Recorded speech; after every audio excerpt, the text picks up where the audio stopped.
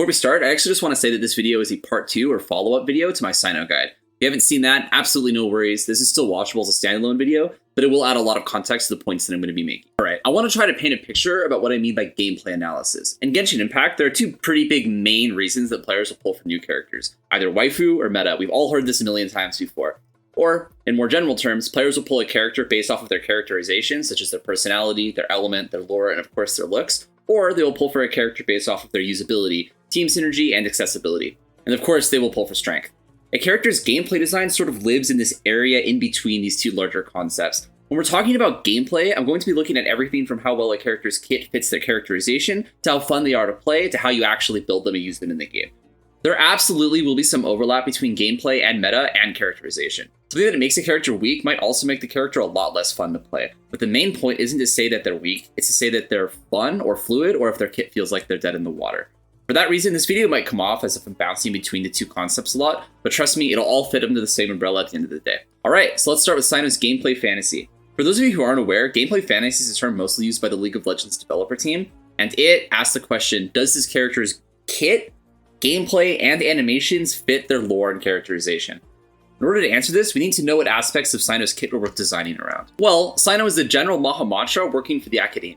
He's basically like their knowledge police, working as an investigator and executor, punishing people who break academic laws in wake of their personal research. As shown by the Archon quest, Cyno often acts as a lone, solitary hunter who punishes people who weigh against the scales of justice with his final judgment.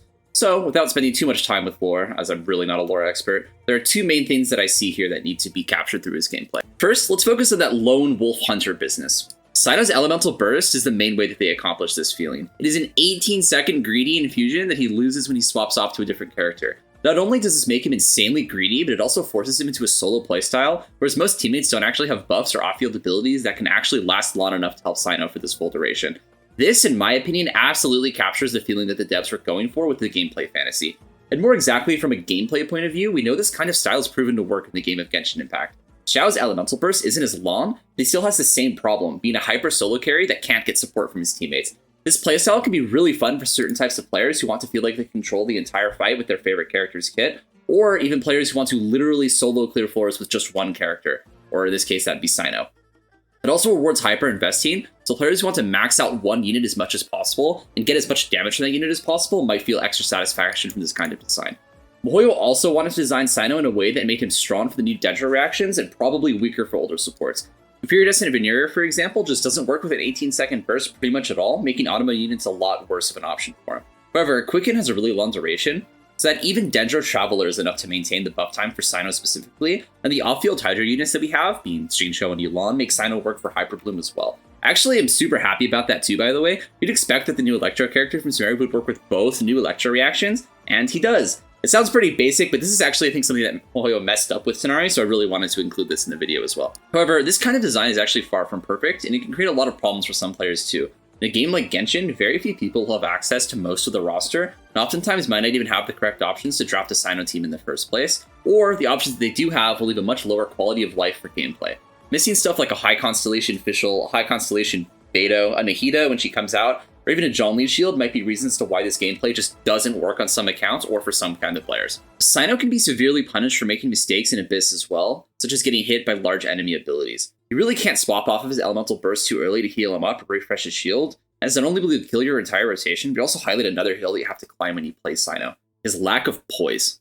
If you aren't aware, the poise mechanic in Genshin basically acts like a hidden HP bar, where heavy attacks on enemies will deplete this HP bar and knock them down. Think of a Rune Guard after you shoot its eyeball. Its poise was actually lowered to 0 by the arrow shot. Cyno's poise damage on his normal attacks is actually pretty low. He needs to hit a lot of consecutive attacks to knock enemies down, and this can be an issue for a greedy DPS character, as low poise makes you way more prone to being knocked down yourself. Even Cyno's elemental skill can actually be interrupted by enemy attacks. Cyno doesn't have any interruption resistance to mitigate this either, so players will have to memorize and read enemy attack patterns properly so they can avoid taking damage. Luckily, Cyno isn't that dependent on finishing out every single auto attack string, as aggravate damage mostly ignores multipliers anyway, and his skill is on its own timer, so dodging won't create a huge problem with DPS loss. It's hard to say that this is a problem for everyone though, as having a character focused on dodging can be a way to reward players who are more interested in engaging with Genshin's mostly okay enemy combat mechanics. A greedy elemental burst will also naturally have an enormous energy requirement. I don't see this high energy cost as a problem either. This is honestly one of the more fair ways to balance a character whose entire kit is focused on their incredibly long elemental burst. But having to build for a lot of ER and funnel energy particles isn't really something that's for everybody, and I can honestly find it annoying myself a lot of the times as well. And then, quick tangent, but I almost wish that mihoyo would put more effort into finding other ways to balance characters' kits other than just, haha, energy low, deal with it, loser. Not only can this energy theme be unfun, but it also creates a rift between meta players and casuals, as meta players will always say to skip damage stats for more energy recharge, and casuals just want to do as much damage as possible, and they don't really care about having perfect rotations. However, being a character dependent on energy does yet still play into Genshin Impact's elemental sub-themes of Electro. Making him reliant on energy batteries and Electro resonance in that regard was probably mihoyo's design intention, and it's honestly fine, but I don't know, I'd rather it be useful than not useful. At the same time, energy is really frustrating as a mechanic, so there are pros and cons to it here. All in all, this kind of playstyle really isn't going to be for everybody. Genshin Impact is a game that is played with 4 characters of one team, and to be able to freely swap between those characters and use those skills in combination with each other will totally better suit some people, and to those people, Cyno probably isn't for you. Even when you are using your other characters, it feels like you're just using them to scratch out as much of them as possible before Cyno kind of just does everything else by himself, versus a team like International, for instance, which has every character contributing very equally important roles to the team. Albeit, a lot of those parts in that team are, how could Strongling be stronger, but no, still. Switching gears, I want to highlight more of Cyno's gameplay fantasy. More specifically, remember the phrase Divine Judgment? Well, this is actually a super important part of his characterization, as it's the power that he possesses to punish scholarly crimes in Sumeru. With this power being so vital to his character, mihoyo needed to do a lot to implement it into his gameplay. I think the go-to thought for anybody that's going to try to tackle this problem would be through huge big dick damage, right? Particularly one large ability that will strike down enemies and hit for a huge number. But kind of already see a problem with this, right? mihoyo doesn't want any new Electro characters to encroach on Raiden Shogun, who's one of their top-selling characters. So, in this case, mihoyo needed to actually design something completely different so there wouldn't be any overlap. This is where Cyno's Ascension 4 passive talent comes in.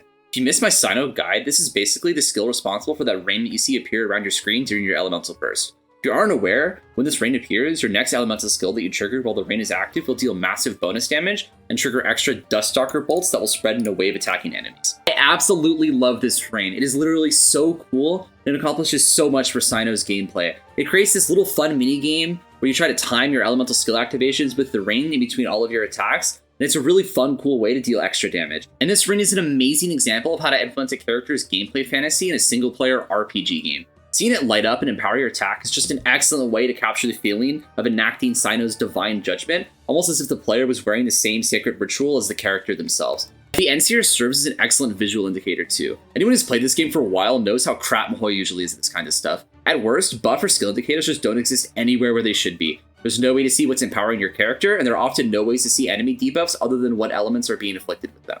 Does this enemy have a VV debuff? Who the fuck knows? There's no indicator. How much longer will my Kazuha buff last? I don't know. I can't check my character stats in the middle of an Abyss run to find out. This is an important problem for new characters too. Look at Ito's superlative strength stacks. It's mostly easy to tell when he has all 5. When you have 3 other Geo characters buffing and stacking shields on him, and a bunch of Ruin Guards in your face, it can be really hard to tell, especially on a smaller or lower resolution screen. Cyno, however, literally can't miss it. Huge rain around your screen that's just the right size to not ruin visibility, although it will always block some part of your screen, and it gives excellent visual feedback by lighting up a pretty golden yellow when you successfully trigger the effect. This is what I want to see of more from mihoyo. They did an amazing job, but I'm worried future characters jump right back to the same old questionable designs that they're used to doing. And honestly, it's not even that good. The bar is literally just in fucking hell right now, and anything that's better than superlative strength stacks or no indicator at all is what I'm going to be taking here. Alright. There are still some things that I want to complain about though.